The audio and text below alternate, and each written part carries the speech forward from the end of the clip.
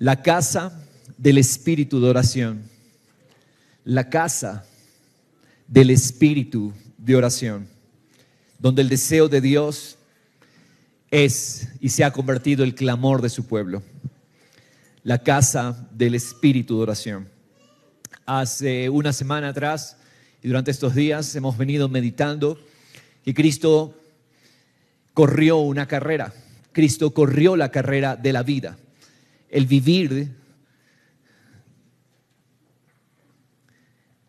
correctamente, perfectamente, lo llevó a cabo Cristo Jesús. No hay ningún hombre que haya corrido la carrera como Cristo Jesús la corrió. Dios encarnado, Cristo Jesús, Él es Dios hecho hombre. Vino como hombre para cumplir la carrera que todos y cada uno de nosotros éramos llamados a correr. Ningún hombre pudo correr la carrera y luchar la batalla de la vida como Cristo Jesús sí vivió, sí luchó, sí corrió. Y entender la salvación es comprender que se nos da ese poder para correr la carrera de Cristo, para pelear la batalla que Cristo peleó. Qué hermoso entender que lo que estamos haciendo nosotros es descubrir a alguien que ya corrió. Y con una gran nube de testigos, dice Hebreos capítulo 12, nosotros corremos esta carrera, pero la precisión es que es el poder de Dios el que lo hace en nosotros. Sería un gran error llegar al final de nuestros días y darnos cuenta que no corrimos o que no corrimos como debimos haber corrido o que corrimos la carrera incorrecta. Dios quiere que su pueblo se asegure, se cerciore de que estamos corriendo la carrera de la fe. Cristo es el que inició y terminó la carrera. Cristo comenzó la carrera, Cristo la terminó, Cristo la llevó a cabo con una disciplina y una entereza, una perfección únicas, y el poder que se le da a los redimidos, a los salvos, es el mismo poder para que corramos cada uno de nosotros. Y esta carrera tiene que ver con la meta de que Dios sea formado en nosotros, que más de Cristo sea formado en nosotros. Hermanos, ningún trabajo, ningún salario, ninguna meta, ningún título, ninguna de esas cosas, ningún negocio en realidad resume la correcta meta. La verdadera meta es entender que a través de todas esas cosas que Dios da, lo que Dios está haciendo es formar a Cristo en nosotros hasta que Cristo sea nuestro tesoro. En realidad, el que entiende este punto está corriendo bien. El que no entiende este punto está malgastando energía, fuerza en esta carrera y lastimosamente corre el riesgo de no terminar, corre el riesgo de desertar, porque solamente Cristo como meta, Cristo como el gozo puesto por delante, es lo único que nos puede hacer finalizar esta carrera. Seas papá, seas mamá, seas esposo, seas dueño de negocio, cualquiera sea el ámbito en el que te desarrollas, tú tienes que entender una cosa: la carrera es Cristo. La carrera se corre por el gozo de Él, por el poder de Él y por la recompensa que es Él mismo. Ahora la pregunta es: ¿cómo nos enfocamos en esta carrera? Y Dios dotó y Dios nos ha dado un arma, nos ha dado un recurso espiritual muy poderoso. De hecho, la victoria en esta carrera depende de cuánto sepamos utilizar este recurso de enfoque. Y es importante este preámbulo para que entendamos por qué Dios nos lo dio, por qué Dios nos da este medio de gracia. Porque el fin es que nos enfoquemos. Un atleta tiene que tener bien claro el enfoque. Tiene que tener bien clara la meta. Tiene que tener bien claro el propósito. Si no está claro, entonces, por esa falta de claridad, puede llegarlo a perder todo. Este recurso de enfoque se llama la oración. La oración es muy poco entendida por los creyentes en este tiempo. Hay un mal yo podría decir que gran parte de los males se resumen en nuestro poco entendimiento de la oración. La oración hace que nuestra visión sea nítida por Dios. Hay muchas cosas que podrían en nuestra visión opacarla, nublar nuestra visión, pero la oración es el arma que Dios nos dejó para que nuestra visión de Él sea una visión nítida.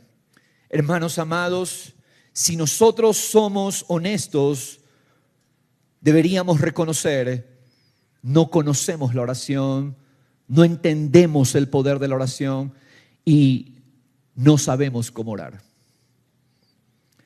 Hay dos tipos de oraciones eficaces y oraciones ineficaces, oraciones que no sirven, o sea que no logran un propósito. Y tristemente, por nuestro poco entendimiento de la oración, por nuestra ignorancia, llamemos así, por nuestra ignorancia de la oración, hemos perdido grandes hazañas, grandes logros en el propósito de la obra de Dios a través nuestro, para nuestras familias. Yo quiero que veamos Isaías 45, 22 y el Salmo 34, dos pasajes que nos hablan de la importancia de tener una visión clara en Dios. Isaías 45, 22 dice: vuélvanse a mí y sean salvos.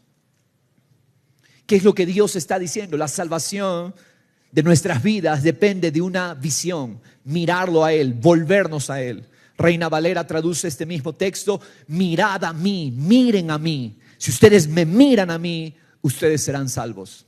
Quiere decir que mi salvación diaria depende ¿de qué? De mirarlo a Él. Salmo 34 dice: busqué a Jehová y Él me respondió. Salmo 34, 4 dice: busqué a Jehová, Él me respondió y me libró de todos mis temores. Los que a Él miraron fueron iluminados. Los que a Él miraron, está diciendo, resplandecieron. ¿Quiénes son los que resplandecen? Los que lo miran a Él. ¿Qué es la oración? Es quitar nuestra mirada de todo otro enfoque y ponerla en Dios. ¿Qué es orar? Es importante estas precisiones. Orar no es una mera liturgia. Orar no es una tradición. Orar es enfocar mi mirada en aquel por quien soy salvo. Miren a mí y sean salvos. Los que a Él lo miran son iluminados, resplandecen. Sus rostros, continúa diciendo, jamás serán avergonzados. Quiere decir, el que entiende cómo mirar a Dios, esa persona nunca será avergonzada. Los que a Él miraron. ¿Y qué es la oración? La oración es una repetición de palabras. La oración es mirarlo a Él. La oración es un ejercicio de enfoque. Y hermanos amados, si vivimos vidas derrotadas, podríamos responder: es porque oramos mal, o no oramos, o no sabemos orar. Creo que la humildad de Cristo debe invadir nuestros corazones hoy, declarando, como los discípulos declararon: Señor, enséñanos a orar. Hermanos, podemos tener muchos años, y hay que ser claros en esto, y reconocer, no sabemos orar. Hay muchos factores que contribuyen a este desconocimiento. Una, no hemos tenido modelos de oración. La oración, sea honesto conmigo, ¿qué pensamos cuando escuchamos la palabra oración? Una liturgia, algo aburrido. De hecho, digan, vamos a orar, y es el tiempo menos concurrido. Una carga, qué aburrido orar. Oye, qué pesado esto de orar. Hermanos, seamos honestos y arrepintámonos. No entendemos el poder de la oración. Pero mientras más entiendo esto, más clamo, Señor, mi más grande necesidad es ser un hombre de oración. Si tú eres mujer, madre, hoy reconoce, Señor, mi más grande necesidad es ser una mujer de oración. Zacarías 12:10, Dios prometió: derramaré un espíritu de gracia y oración para que me miren a mí. Dice: derramaré un espíritu de gracia y oración sobre la familia de David y sobre los habitantes de Jerusalén, y me mirarán a mí. Dios quiere que le miremos a Él. Para eso es la oración. ¿Para qué es el espíritu de gracia y de oración? Para mirarlo a Él. Hermanos, la oración es mucho más de lo que podemos nosotros hoy concebir o entender naturalmente, que Dios nos revele. La oración es mucho más importante y trascendente de lo que tú y yo hemos creído hasta ahora. Quiero, en 3 pensamientos, exponer lo que el Señor ha puesto en mi corazón en esta mañana. Primero, nosotros fuimos hechos el lugar de la oración. Hermanos amados, nosotros no vamos a un lugar para orar. La precisión es: se nos hizo, fuimos hechos el lugar de la oración. Anteriormente la gente debía desplazarse a lugares específicos para escuchar a Dios. En la antigüedad, el templo físico en Jerusalén era el lugar donde Dios dirigía su atención, y todo el que quería escuchar a Dios debía viajar hasta allá, o donde sea que se encontrara, esa persona debía elevar oración en dirección al templo. En la dedicación del templo, Salomón oró. Segundo libro de Crónicas, capítulo 6, verso 20. Esto fue lo que Salomón oró a Dios, pidió a Dios cuando dedicaba el templo, donde todas las personas recurrían para escuchar a Dios y para recibir de Dios y para elevar sus oraciones a Dios. Esto es lo que Salomón oró en ese templo físico. Segundo Crónicas 6:20, que tus ojos estén abiertos día y noche sobre esta casa, un lugar físico, sobre el lugar del cual has dicho que pondrías allí tu nombre, para que oigas la oración que tu siervo hará, que tu siervo orará sobre este lugar. Salomón estaba pidiendo: Señor, tu mirada hacia este lugar en el cual, Señor, tú prometes que vas a poner atención a nuestras oraciones. Verso 21, esta es la petición, esta es la oración que hace Salomón. Escucha las súplicas de tu siervo y de tu pueblo Israel cuando oren hacia este lugar. Escucha tú desde el lugar de tu morada, desde los cielos. Escucha y perdona. ¿Por qué, mis hermanos? Porque ellos tenían el entendimiento de la presencia de Dios está afuera. ¿Sí? Dios estaba con ellos, pero estaba fuera de ellos. Ellos tenían que recurrir al templo. ¿Para qué? Para tener comunión con Dios, para que sus oraciones sean escuchadas por Dios. Más adelante en el mismo libro, el siguiente capítulo, esa es la respuesta que Dios da a la oración, a la petición que hace Salomón en 7:15. Mis ojos, este es lo que Dios responde, estarán abiertos y mis oídos atentos a cada oración que se eleve en este lugar. Pues he elegido este templo y lo he apartado para que sea santo, un lugar donde mi nombre será honrado para siempre. Lo vigilaré sin cesar, porque es muy preciado a mi corazón. ¿Cuál es la idea que está comunicando aquí? Póngale atención. La idea que comunica es que en la antigüedad el entendimiento era que Dios estaba fuera del hombre, y el hombre, para enfocarse en Dios, debía dirigirse hacia el lugar físico que Dios había escogido como morada. ¿Cuál era ese lugar? A partir de Salomón fue el templo en Jerusalén. Pero cuando Dios se encarna, a través de la obra que Jesucristo realiza, ahora cambió el paradigma.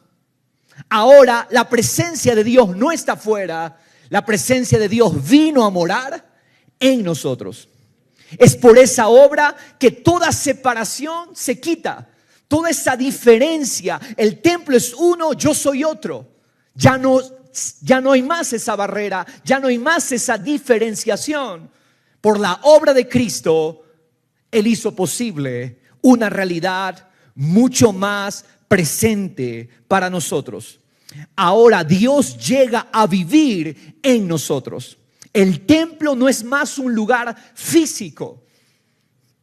Gracias a la sangre que Cristo derramó, aquellos que nos hemos rendido a Jesucristo, ahora se nos llama la morada de Dios. Ahora somos la morada de Dios. Ya no es un lugar físico. Ahora nuestro nuevo espíritu es la habitación de Dios. Esto es lo que dice el apóstol Pablo en Efesios capítulo 2, verso 13. Pero ahora, diga conmigo, ahora, en Cristo Jesús,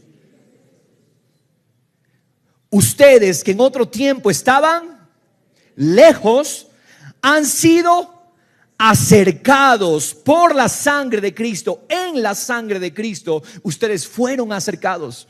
Verso 14, porque Él mismo es nuestra paz. Ya no hay enemistad.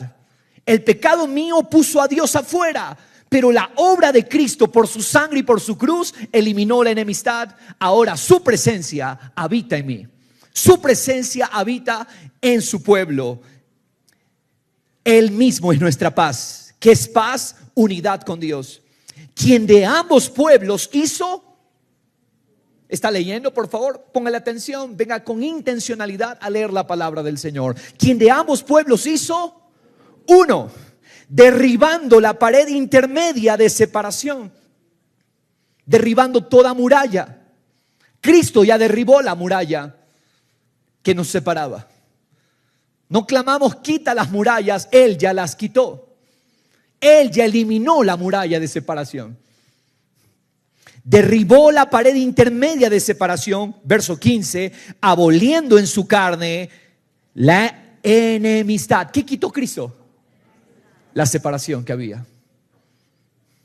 Dios estaba allá, yo estaba acá, éramos separados.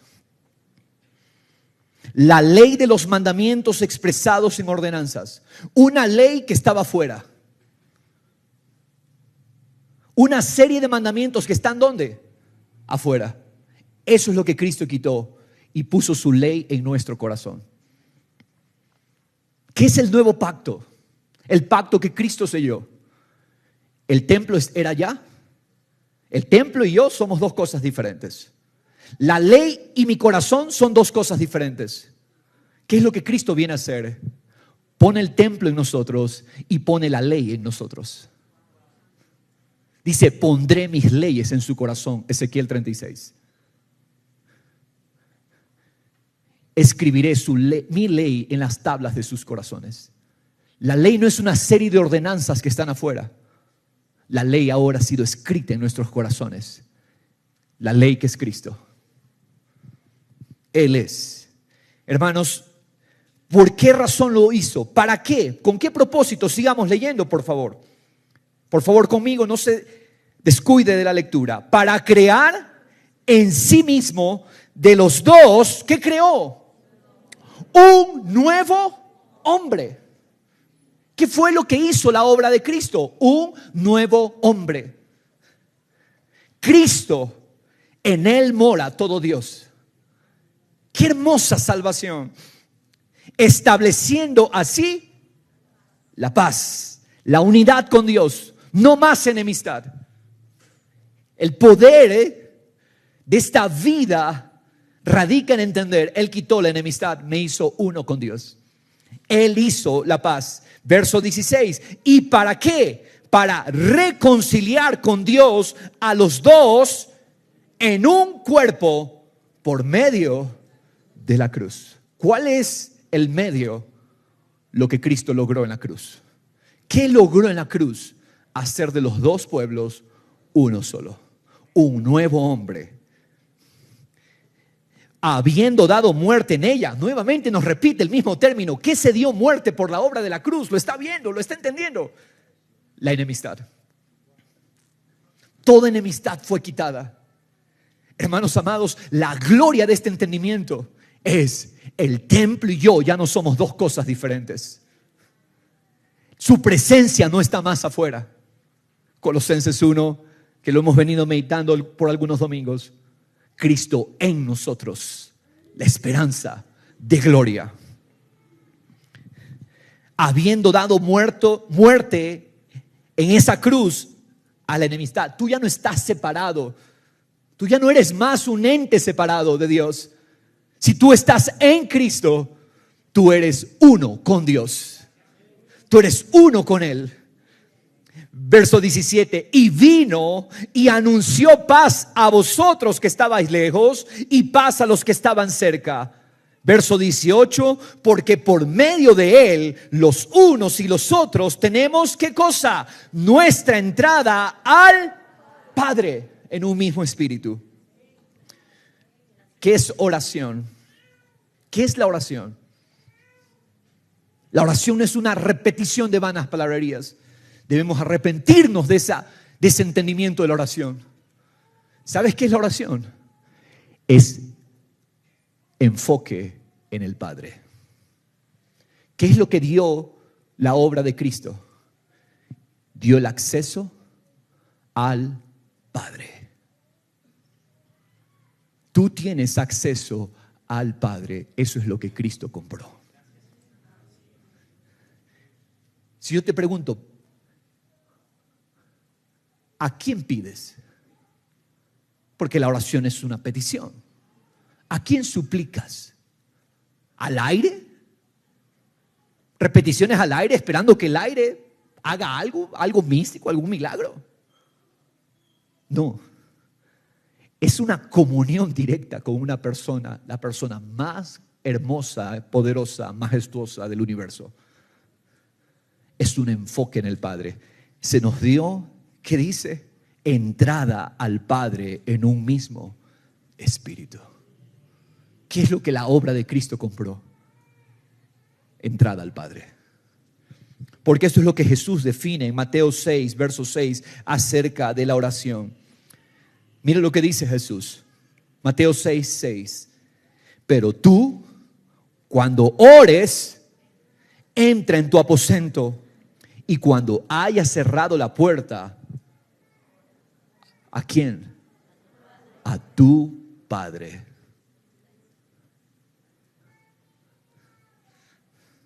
Es una persona con la que tengo comunión.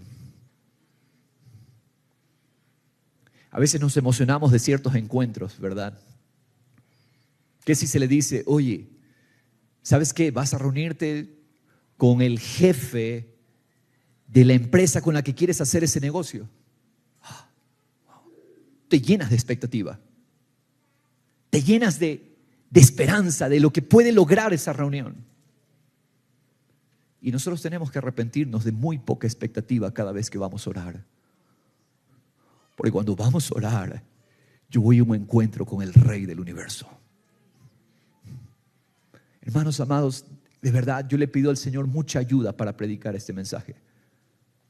Porque hermanos, todos nuestros conceptos, todas nuestras liturgias de oración dicen muy poco de la oración. Vamos y oramos como algo mecánico, repetitivo, sin pasión, sin poder, sin evidencia. Por eso son oraciones ineficaces. ¿Qué es una oración ineficaz? Es una oración que no logra nada. Es una oración que logra muy poco. ¿Tú crees que si tenemos audiencia con el Rey del universo, nuestro Padre Celestial, tú crees que Él es indiferente a lo que podamos decir? Bueno, yo sí podría decir, Él puede ser indiferente cuando te ve a ti con indiferencia. Anda a cualquier autoridad y por muy bondadosa que sea esta autoridad, tú tienes audiencia con ella y tú pides algo así de manera floja, dice, si ni tú estás convencido de lo que estás pidiendo. Si ni tú estás convencido de lo que vienes a decirme. Muchas veces nos acercamos a la oración a inventarnos cosas ese rato. Vamos a ver qué le decimos a Dios. Hermanos, tenemos que reestructurar completamente nuestro entendimiento de la oración. La oración no es adivinar. ¿Tú acaso llegas a una reunión, a una audiencia para ese rato? A ver, ¿qué pido? ¿Qué pido? ¿Tú qué haces con anticipación? Tú tienes claro lo que vas a decir. Tú tienes claro lo que vas a pedir. Tú tienes claro lo que necesitas. Ora a tu Padre. Ese fue el mandamiento de Cristo. Tenemos acceso al Padre y ahora ejercitamos esa comunión con el Padre. ¿Qué es entonces orar? Es concentrar nuestra atención en el Padre, es perder enfoque en las realidades temporales y es ganar enfoque en las realidades eternas en nuestro Dios. Cada vez que decimos vamos a orar, es decir, vamos a enfocarnos en Dios. ¿Qué es vamos a orar? Oye, vamos, tenemos audiencia con Dios. Vamos, tenemos acceso al Padre. Porque las Escrituras nos recuerdan, hermanos amados, una y otra vez nuestra realidad de unión con Dios. ¿Qué es la oración? La oración es la respiración de nuestro espíritu. ¿Qué es orar? Es que nuestro espíritu respira. Debemos asustarnos de la posibilidad de quedarnos sin oxígeno. Si un ambiente empieza a quedarse sin el oxígeno, oye, preocupémonos. Deberíamos de la misma manera preocuparnos de una vida sin oración eficaz. Porque la oración es la respiración, es el aliento del Espíritu para nosotros. Esto es lo que dice Efesios 2:19, el mismo capítulo que estábamos leyendo hace un momento. El siguiente versículo, el verso 19. Así pues, ya no sois extraños ni extranjeros, sino que sois, ¿qué somos? Conciudadanos de los santos, porque ya no hay separación, ya no hay enemistad. Somos de la familia de Dios.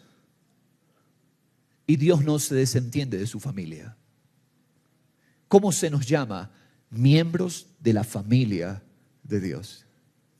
Y tenemos muy poco entendimiento, tenemos muy poca expectativa del Dios que es nuestro Padre.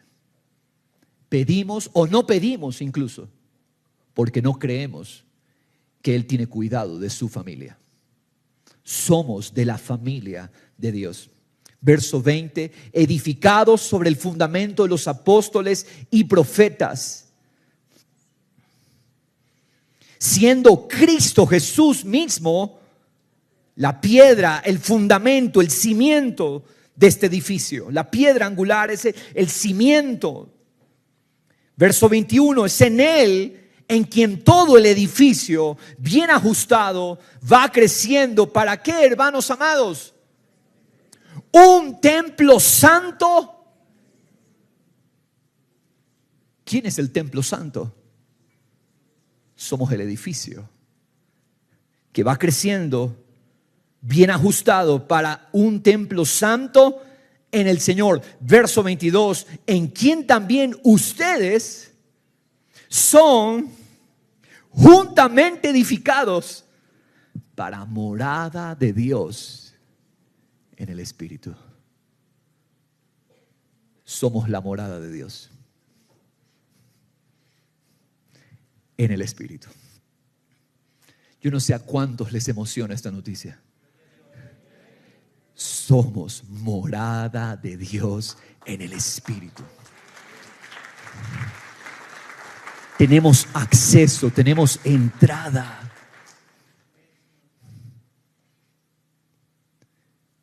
Arrepintámonos de nuestra indiferencia ante este hecho. Arrepintámonos de pensar tan poco de estas realidades eternas, hermanos amados. Quiero que veamos algunos pasajes. Vamos al capítulo 3 de la primera carta a los Corintios, verso 16. Esto es lo que Dios una y otra vez nos recuerda. ¿No saben que son templo de Dios y que el Espíritu de Dios habita en ustedes? ¿No saben? No en cualquiera, en los que están en Cristo. Esto es importante y necesario recalcar. Él no mora en cualquier corazón. Él mora en aquellos que se han rendido a Cristo. Tú podrías estar 20 años y no estar en Cristo. 20 años en una congregación y no estar en Cristo. Quiere decir que no tienes esta dicha. Es para todo aquel que se ha rendido en Cristo. ¿No saben que ustedes son templo de Dios y que el Espíritu de Dios habita en ustedes? Verso 17, ponle atención a esto. Si alguno destruye el templo de Dios, Dios lo destruirá a él. Hay un juicio para aquel que no alcanza a ver y que no valora este hecho de que somos templo de Dios. Somos templo de Dios. Dice el que si alguno destruye el templo de Dios, Dios lo destruirá a él, porque el templo de Dios es santo y eso es lo que ustedes son. Cuidado le llames a este lugar templo. Ese no es el templo, este lugar físico. Recuerda, no es antiguo pacto. Antiguo pacto es entendimiento de que Dios está afuera. Nuevo pacto es el entendimiento de que Cristo trajo la realidad de Dios en nosotros. Somos morada de Dios, somos templo de Dios. Más adelante, en el capítulo 6, verso 19, del mismo libro, la primera carta a los Corintios, ¿no saben que su cuerpo es templo del Espíritu Santo que está en ustedes? ¿Lo viste? Su cuerpo es templo del Espíritu Santo.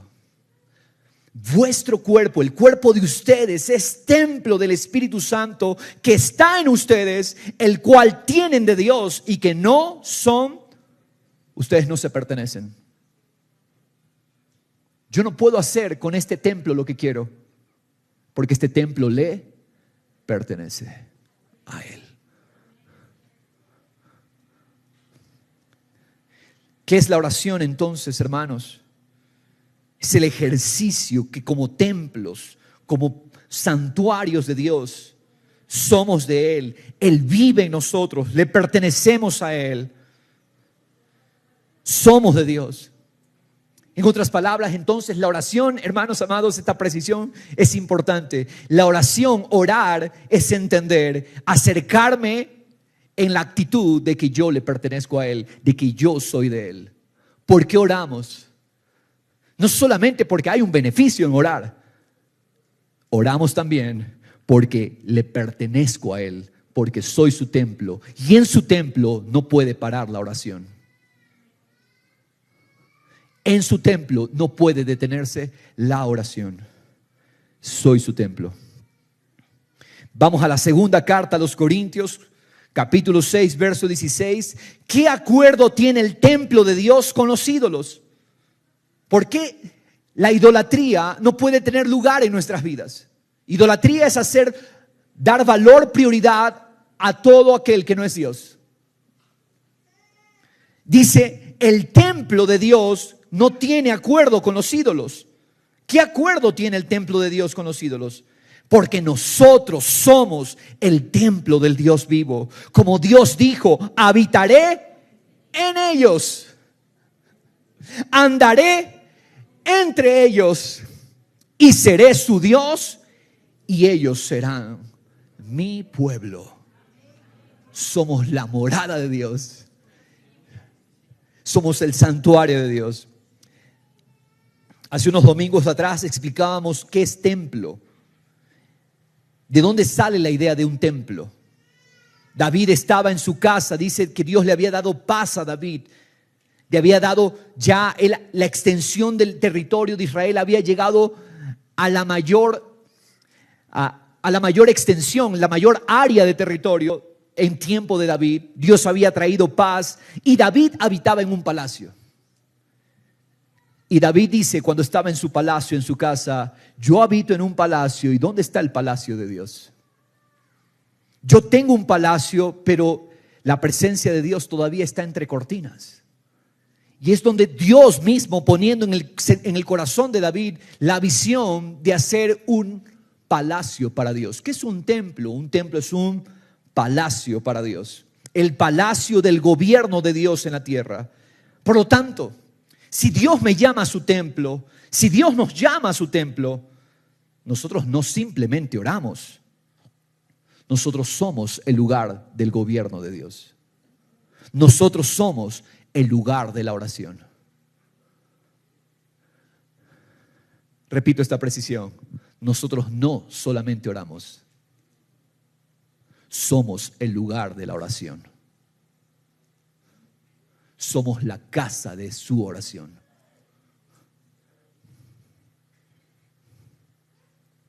Somos el lugar desde donde Dios gobierna aquí en la tierra. Se nos dio el corazón de Cristo, hermanos. Se nos dio el corazón de Dios. El Padre lo reunió todo en uno, en su Hijo Jesucristo. ¿Qué es orar? Padre, gracias porque me hiciste uno contigo. Me hiciste uno en Cristo. Ahora yo tengo comunión. Y si en un palacio el rey ejerce autoridad y gobierno para gobernar el territorio, Señor, yo soy tu templo, yo soy tu palacio, gobierna mi tierra desde este templo que soy yo. ¿Qué es orar? Orar es decirle, Señor, reina a través de mí, porque soy tu templo, porque soy tu palacio. ¿Lo entiendes? ¿Lo estás viendo? ¿Lo puedes ver? Puedes ver la dicha de lo que Cristo conquistó y logró.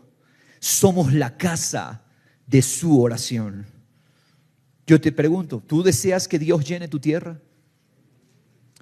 Significa que todo entonces, hermanos amados, lo que oramos tiene que ser con ese enfoque siempre. Señor, reina, gobierna.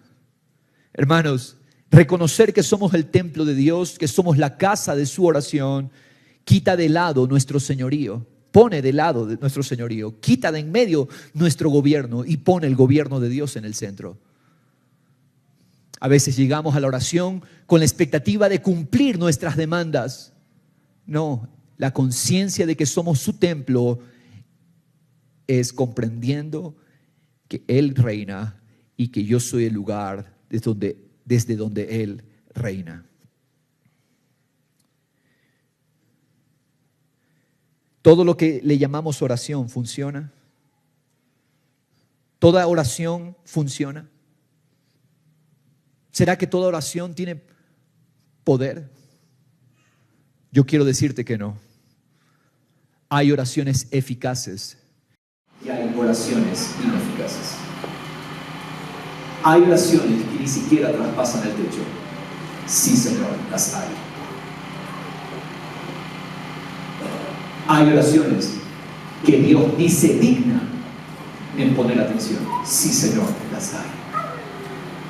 Porque Él instruye claramente cómo nos acercamos en oración.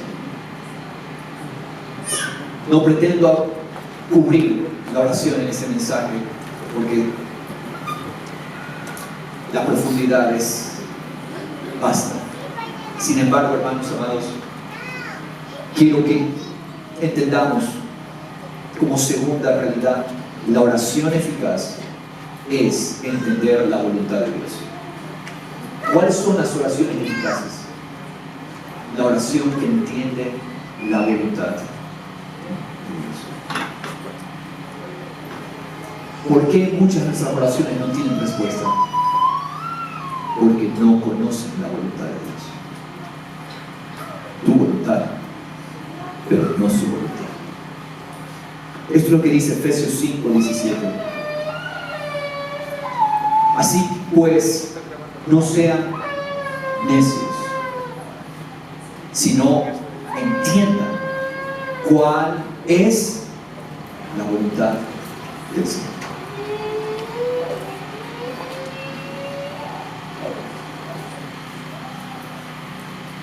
pecado, hermanos amados, es sabemos lo que nosotros queremos. No sabemos lo que Dios quiere. Por eso nuestras oraciones no tienen respuestas. Porque tú le pides lo que tú quieres a Dios, no le pides lo que Él quiere. Sean entendidos de cuál es la voluntad del Señor. Por lo tanto, ¿qué oramos? ¿Cómo debe ser? ¿Cuál es el espíritu de nuestra oración? Señor, ¿qué es lo que tú deseas para yo pedírtelo? Yo no sé quién está poniendo atención a esto. El espíritu de la oración es este: Señor, no es lo que yo quiero, ¿qué es lo que tú quieres para que yo pueda pedírtelo? Y sé que si te pido conforme a lo que tú quieres, tengo la respuesta.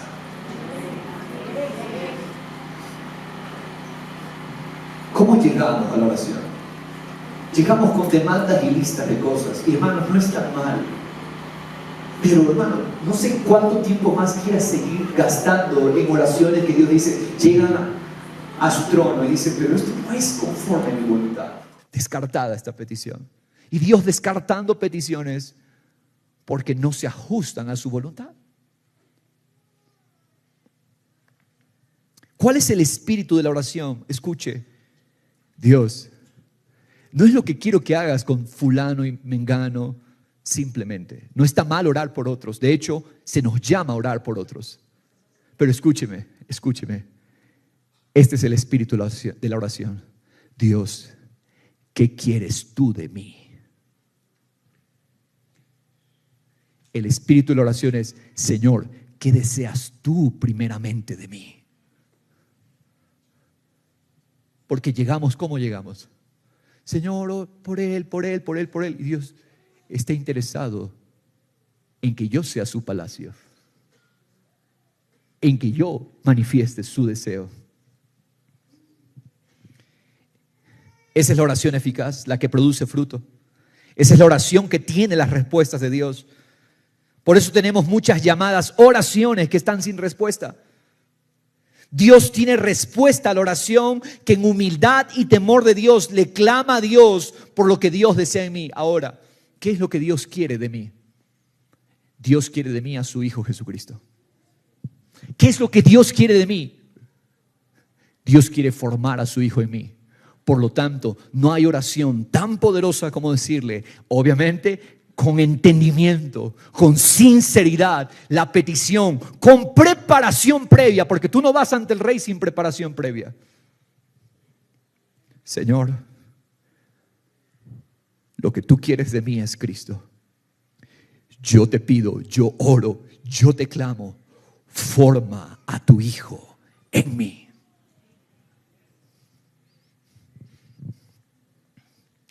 Venimos a Dios con demandas para que cambie a las personas.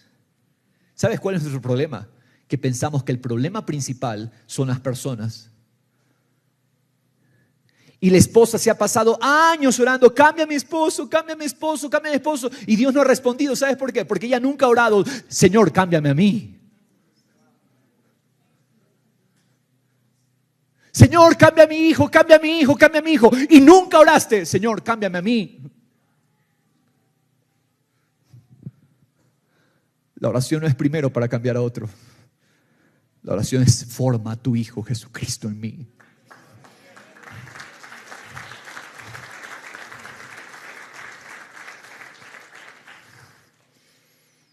Hermanos, la oración primero es para que yo entienda lo que Dios quiere trabajar en mí. ¿Sabe que Dios garantiza la respuesta a la oración? Él dijo en Mateo 7:7, pidan y se les dará. Ahora, en el griego, la gramática, la conjugación es sigan pidiendo. Sigan pidiendo y se les dará. Sigan buscando y hallarán. sigan llamando y se les abrirá. ¿Quién es el que está garantizando esta respuesta? Es Dios. Hermanos, muchas veces le hemos dicho a Dios, yo ya ni oro porque tú no me escuchas. Es que no has orado conforme a su voluntad, porque todo lo que es según Cristo, quien es la voluntad de Dios, Dios lo concede. Todo lo que es según Cristo. Por lo tanto, ¿tú crees que Dios va a dejar sin respuesta la oración que le pide? Forma a Cristo en mí, Señor. ¿Tú crees que Dios va a dejar esa oración sin respuesta, sabiendo que Cristo es la voluntad del Padre?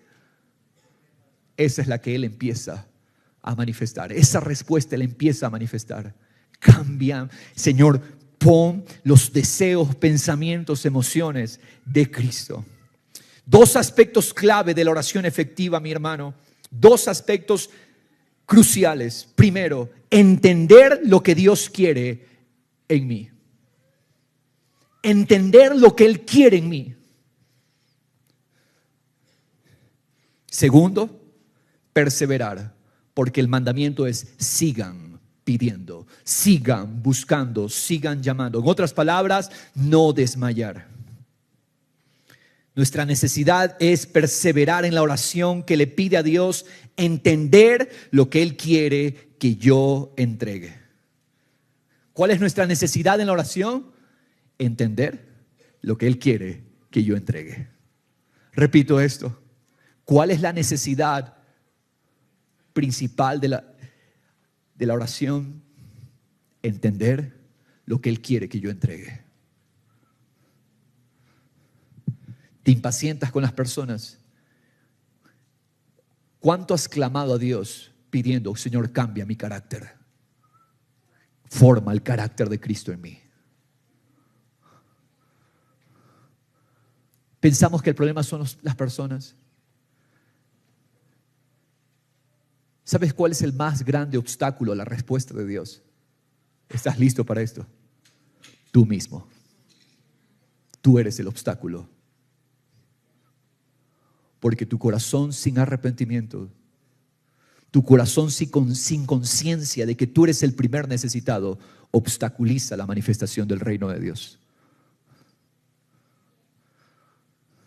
El más grande obstáculo a la respuesta de la oración somos nosotros mismos.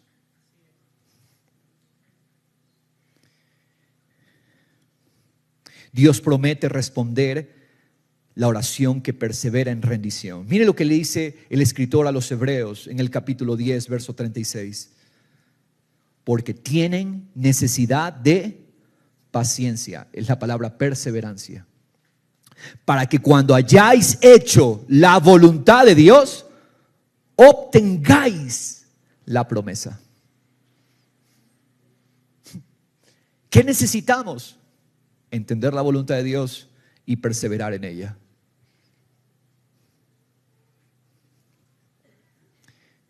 Dios promete responder la oración que persevera en rendición, la oración que persevera en comprender el deseo de Dios. La oración no es para cambiar a Dios. La oración es para cambiarme a mí. La oración no es para torcer el brazo de Dios. La oración me tuerce el brazo a mí. La oración no es para que Dios haga lo que yo quiero, pido, necesito. La oración es para que Dios haga lo que Él quiere en mí. La oración, hermanos amados, es el ejercicio de disponerme a que mi voluntad sea quebrantada y amar el corazón de Cristo Jesús. Esto es lo que dice el apóstol Pablo a los hermanos en Tesalónica, en la primera carta 5:16. Estén siempre gozosos, oren sin cesar, sin detenerse. ¿Por qué? Porque ¿quién se detiene aquí para respirar o para pausar de su respiración? La respiración es continua. Es más, ya se ha vuelto hasta algo natural, es natural en nosotros. Yo puedo hacer muchas cosas y estar respirando. Orar sin cesar es el mandamiento de entender que la oración tiene que ser tan natural en nuestras vidas. Oren sin cesar, como respiran. Ustedes respiran sin cesar, oren sin cesar. Den gracias en todo, porque esta es la voluntad de Dios para ustedes en Cristo Jesús. ¿Cuál es su voluntad? Que lleguemos a Él en oración. Por lo tanto, orar, ¿qué es? Es abrir el corazón de Dios. Porque voy a descubrir lo que Él quiere. Voy a descubrir lo que Él piensa, lo que Él desea. ¿Qué es orar, hermanos? Abrir el corazón de Dios. Y el corazón de Dios tiene una llave. ¿Cuál es la llave? No es cualquiera. Hay una llave específica que abre el corazón de Dios. ¿Está listo para esto? Que el Espíritu Santo nos haga entenderlo. La llave es aborrecimiento de nuestro propio pecado y amor supremo por Cristo Jesús. Repito, la llave de la oración que abre el corazón de Dios. Aborrecimiento de nuestro propio pecado y un amor supremo por Cristo Jesús. Vuelvo y repito. ¿Por qué tenemos oraciones sin contestar? ¿O por qué no creemos en el poder de la oración? ¿Por qué cuando se nos dice orar, es como que nos hayan hablado del cuco? ¿Qué? No, y es grave, hermanos. El poco concepto que tenemos de la oración.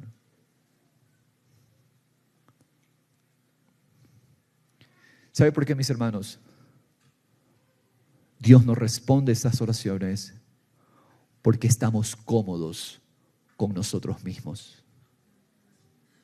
No aborrecemos lo suficiente nuestro propio pecado. Y claro, aquí vendrá entonces muchos, y bueno, es importante aclararlo.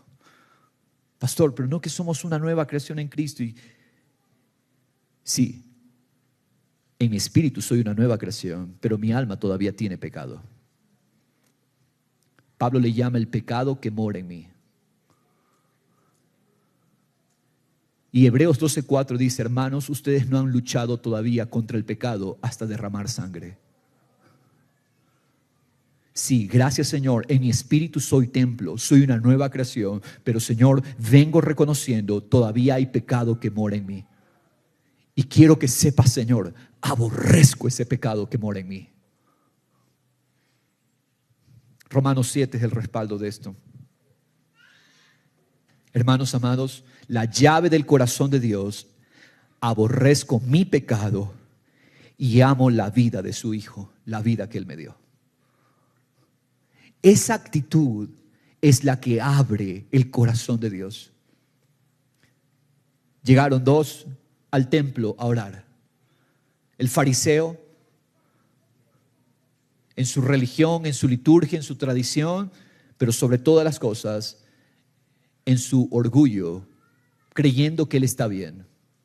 Señor, gracias porque yo no soy como este recaudador de impuestos. Él no tenía conciencia del pecado que mora en él. El otro solamente acertó decir, Señor, ten piedad de mí.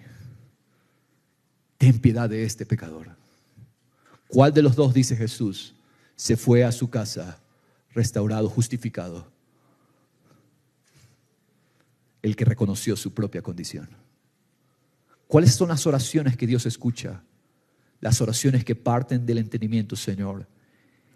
El principal obstáculo es el pecado que mora en mí. Y quiero amar a Cristo sobre todas las cosas, Señor. No aborrecemos tanto el pecado que mora en nosotros. Jóvenes, pongan atención a esto, porque si ustedes no tratan hoy con eso, se acostumbran a la vida de pecado. Y luego el pecado se vuelve cómodo y normal. Por eso es que tú ves a muchos adultos ya secos, indiferentes a Dios, sin la vida del poder de Dios, porque nunca trataron la lucha contra el pecado no fue una prioridad. ¿Cómo luchamos contra el pecado? Quiero dejar claro esto, no es en nuestras fuerzas, es en el poder de Dios. Y el poder de Dios hace en mí una obra de que yo aborrezca cada día más mi propio pecado. Ponle atención a esto. Pero muchos odian más el pecado del hermano que su propio pecado.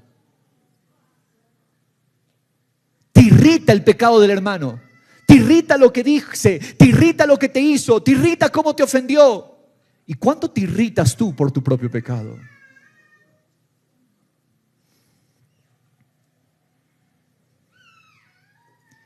La oración eficaz me sintoniza con el corazón de Dios. El corazón de Dios es Cristo. El corazón de Dios es uno. Fuimos unidos a Él. ¿Qué es la oración entonces? Sintonización de corazones. Hermanos, por lo tanto, hay oraciones eficaces y oraciones ineficaces. Y la oración eficaz es aquella que entiende la voluntad de Dios. Y tercero, mis hermanos, la oración eficaz produce el obrar de Dios. Esta oración poderosa, eficaz, que entiende la voluntad de Dios, tiene un resultado. Vamos a ver el obrar de Dios. Cuando Jesús nos dio su mandamiento de orar por obreros, vemos la obra de Dios en acción. Mateo 9:35, mire la obra de Dios en acción. Cómo el Espíritu de Dios movilizaba a nuestro Mesías. Mateo 9:35, ponga la atención a los verbos que denotan acción, movimiento. Jesús recorría, ponga la atención al verbo, todas las ciudades. ¿Qué es esto? Jesús está moviéndose, yendo a las ciudades, las aldeas, los pueblos. Siguiente verbo, enseñando en las sinagogas de ellos. Verbo de acción, de la obra de Dios. Recorría, enseñaba. Tercero dice, proclamando el evangelio del reino. Cuarto, sanando toda enfermedad y toda dolencia. Verso 36, viendo las multitudes, tuvo compasión de ellas, porque estaban angustiadas y abatidas como ovejas que no tienen pastor. Ahora fíjate, ¿qué vimos? Jesús recorriendo, Jesús enseñando, Jesús proclamando el evangelio del reino, sanando toda enfermedad, compadeciéndose de las multitudes que estaban como ovejas sin pastor. Ahora, mira el verso 37, Jesús le dice a sus discípulos, la mies, o sea, la cosecha, lo que hay que cosechar es mucho, pero los obreros pocos. Ahora, cualquiera diría, Jesús, entonces necesitamos un seminario de obreros, necesitamos entrenamiento de obreros. Mira lo que Jesús dice, por tanto, rogad al Señor de la cosecha.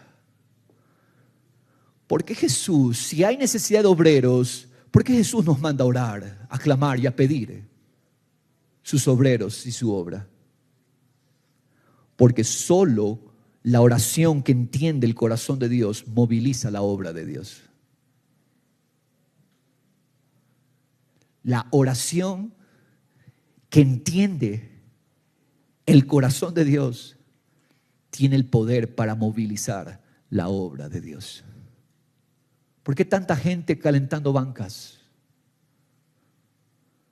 ¿Por qué tanta gente pasiva en el llamado? Hermanos, avergonzando la obra de nuestra salvación. ¿Sabes por qué? Porque no conocemos el corazón de Dios. ¿Y por qué no conocemos el corazón de Dios? Porque no ejercitamos la oración.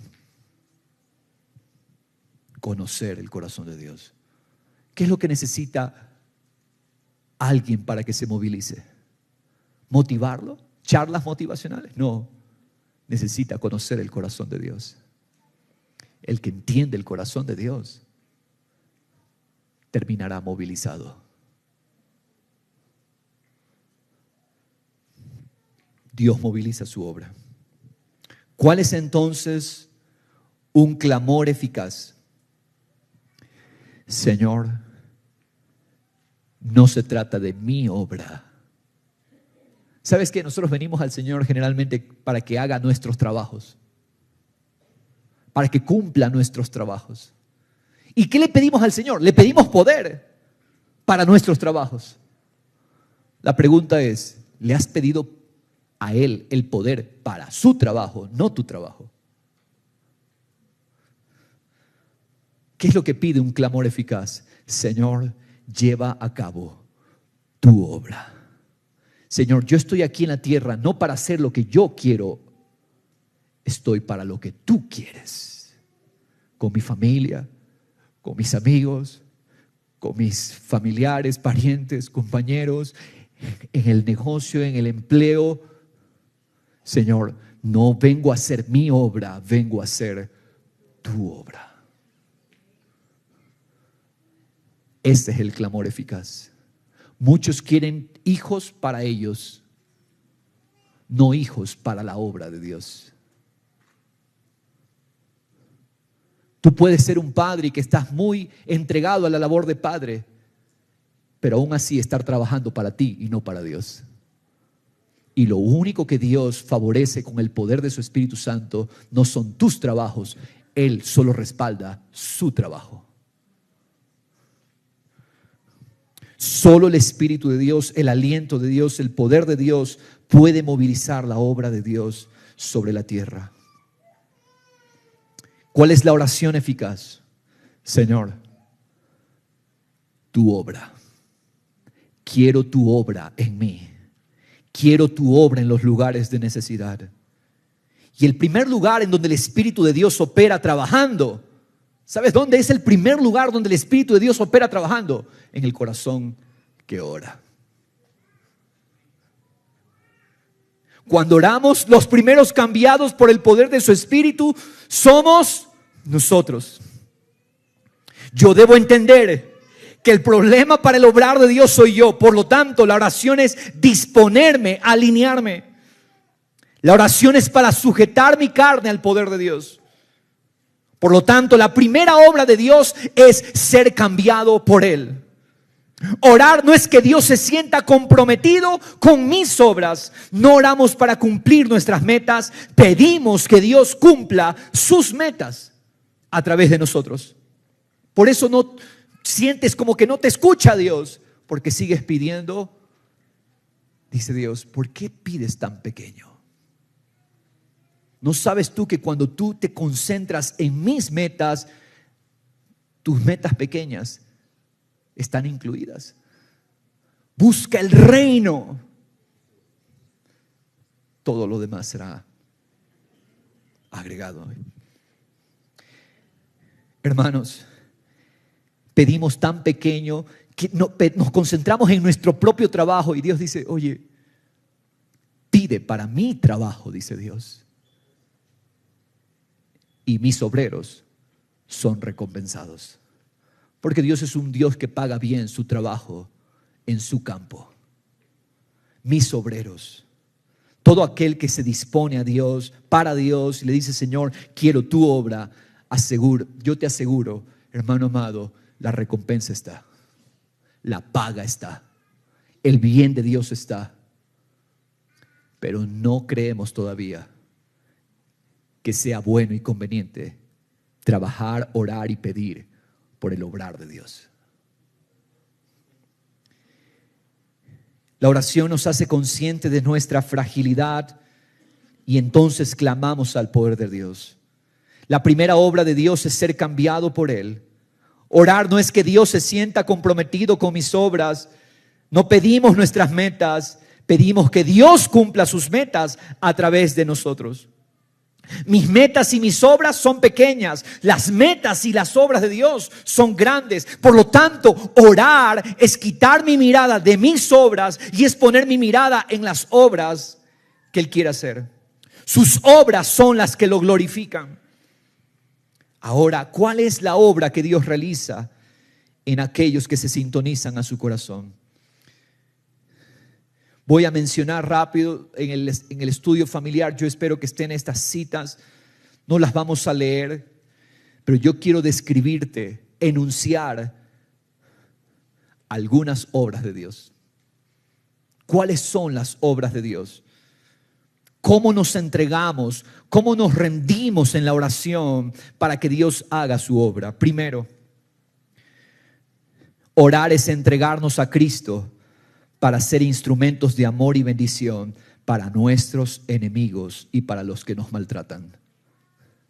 Repito, ¿cuál es una obra de Dios? Que a través de la oración yo pueda bendecir a mis enemigos. Y nosotros oramos por tantas cosas y no oramos por lo que Él nos dice que oremos. ¿Sabes lo que Él dijo en Mateo 5:44? Oren por sus enemigos.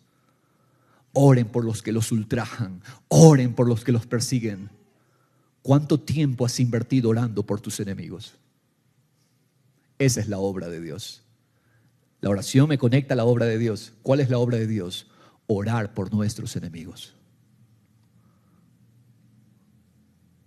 Golpea al que está a tu lado con un codito. ¿Oras por tus enemigos? Esa es la obra de Dios.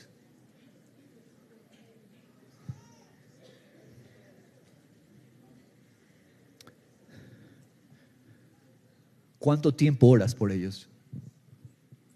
No me hables de la obra de Dios, de otra obra de Dios, si tú no quieres primero doblegar tu carne y orar y bendecir al que nos ofendió y al que nos dañó. No lo digo yo, está la palabra Mateo 5:44, Lucas 6:28. En el estudio familiar espero estén ahí las citas. Segunda obra de Dios. Orar es arrepentirnos de buscar la aceptación y aprobación de los hombres y no buscar la aprobación y aceptación de Dios. Yo no oro para ser aceptado por la gente, yo oro para la aceptación de Dios.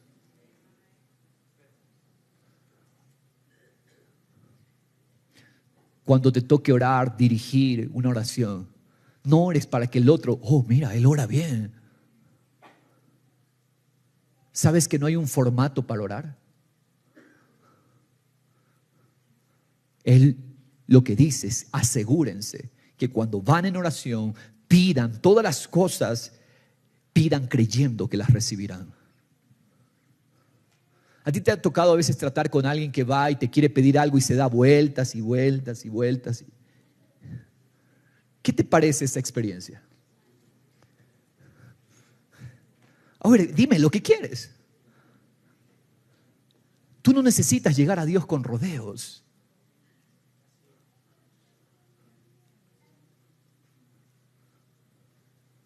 Hermanos, muchas veces nos damos rodeos pensando que los rodeos le gustan a Dios.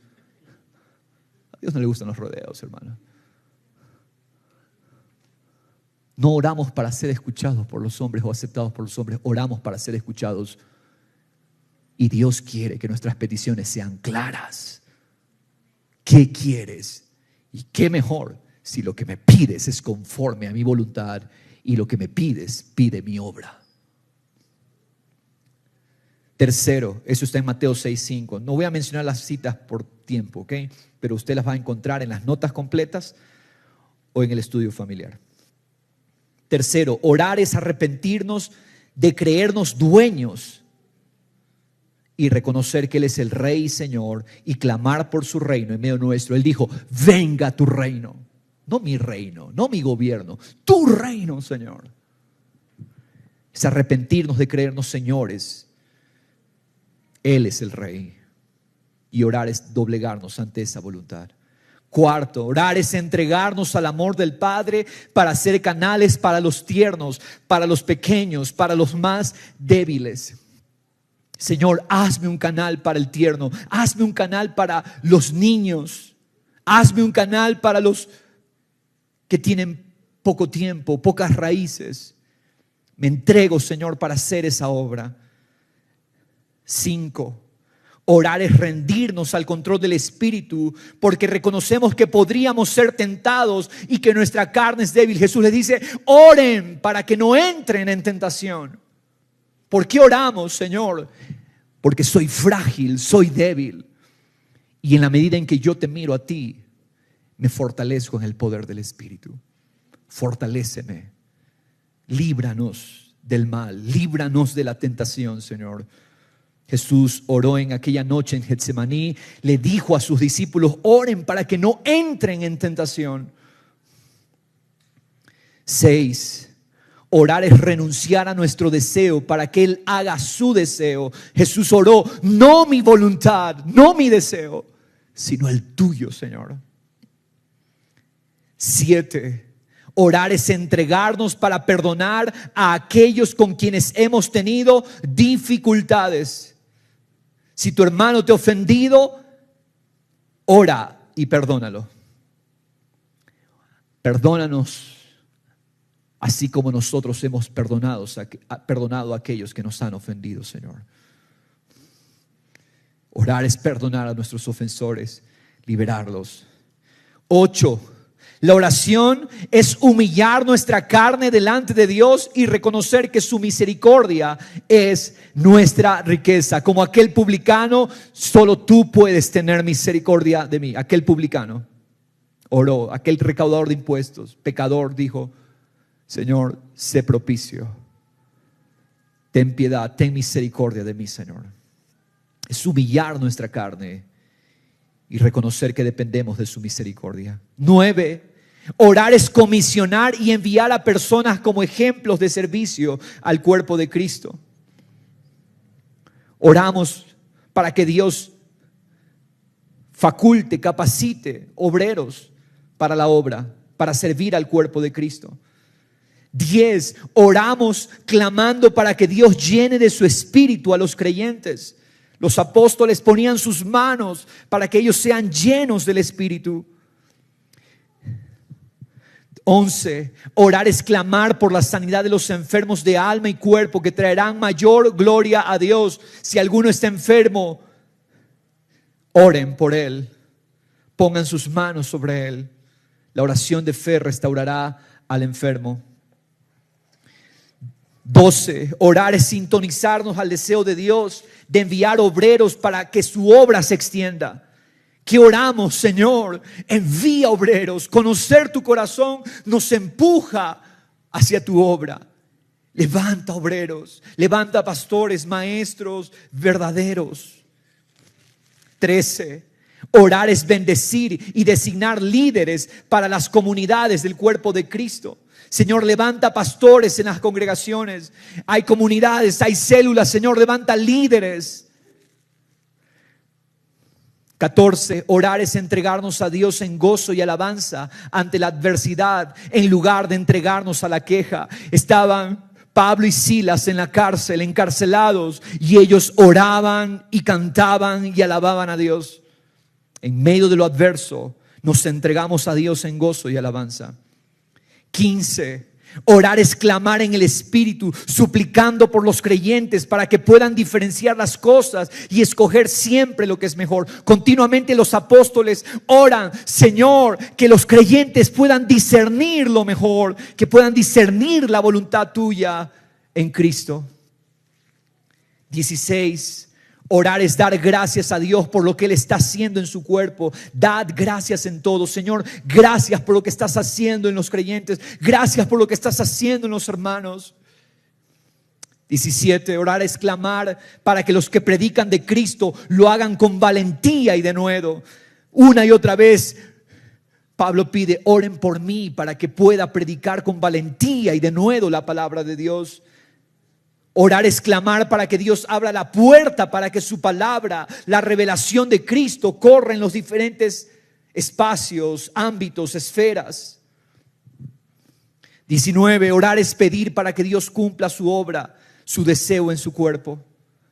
20. Orar es clamar a Dios por los líderes de nuestras ciudades, naciones y países, para vivir con toda piedad y dignidad. Oren por los que están en eminencia, oren por los que están en autoridad, para que tengamos una vida digna, una vida piadosa. 21. Oramos para que la justicia y la misericordia de Dios se establezcan sobre la tierra según su propósito. 22, orar es pedir que Dios fortalezca a los creyentes en el amor de Dios. Señor, esta es tu obra. Estos son modelos, Señor Dios, de oraciones que encontramos en las Escrituras. Enséñanos a orar por lo que mueve tu corazón. Enséñanos a orar por lo que está en tu corazón, Señor. Señor Dios, enséñanos a orar. Sabiendo que lo recibiremos, te pedimos, ayúdanos a descubrir tu corazón por medio de la oración. Hermano, si hoy has abierto tu mente y tu corazón a esta palabra, el Espíritu de Cristo te lleva a clamar de esta manera hoy.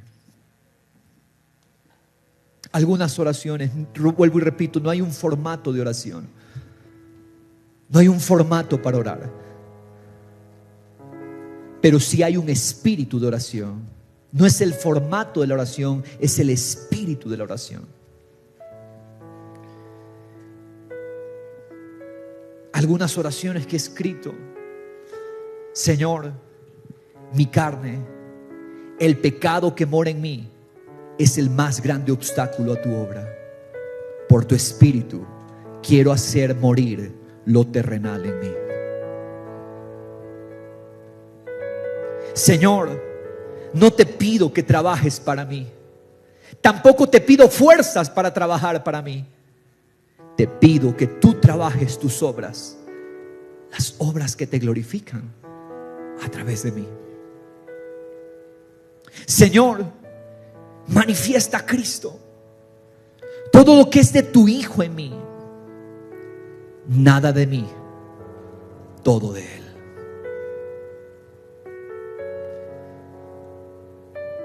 Que tu espíritu en mí interceda con gemidos indecibles.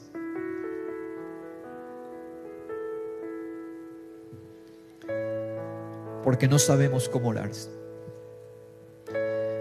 pero el Espíritu Santo nos ayuda en nuestra debilidad y Él intercede por nosotros, en nosotros, con gemidos que no pueden decirse con palabras humanas.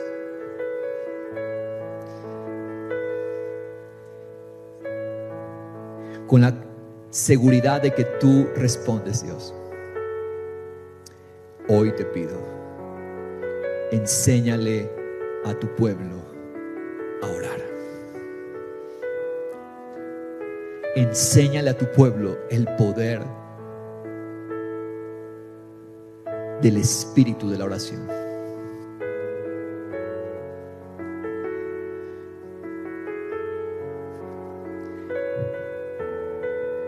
Como los primeros necesitados, Señor, te decimos: estamos cansados de oraciones sin fervor, oraciones tibias, pálidas, muertas. Tenemos audiencia con el Rey. Somos la casa de oración. Cumple tu promesa en nosotros. Sé que lo harás, porque todo el que pide y que se acerca debe creer que lo ha recibido. Nadie se acerca ante el Rey con expectativa de que quizás, tal vez. Por eso les digo que todas las cosas por las que oren y pidan, crean que ya las han recibido y les serán concedidas. Señor, creemos que has concedido lo que te he pedido antes de este mensaje. Y ahora, junto a tu pueblo, lo que pedimos: enséñanos a orar.